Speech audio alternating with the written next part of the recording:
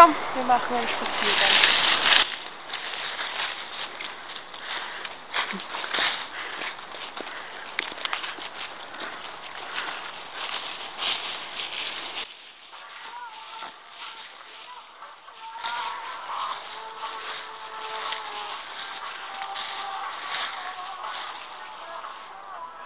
Wir müssen Fox verlassen.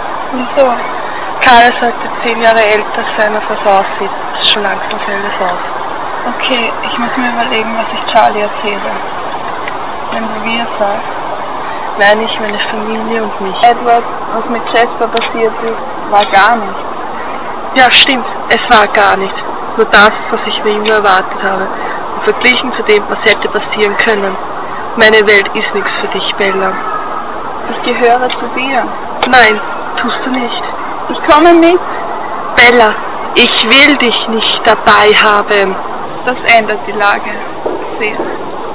Aber wenn es nicht zu viel verlangt ist, kannst du mir etwas versprechen. Nur nichts Waghaltiges. Und Charlies Willen. Und im Gegenzug verspreche ich dir auch etwas. Du wirst mich heute zum letzten Mal sehen. Ich werde nicht zurückkehren.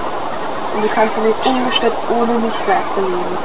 Es ist so, als hätte es sich nie gegeben, versprochen. Geht es dir um meine Seele? Nimm sie, ohne dich will ich sie nicht. Es geht nicht um deine Seele. Du bist einfach nicht gut für mich. Nicht gut genug für dich. Es tut mir leid.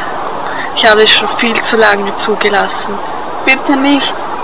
Lebe wohl.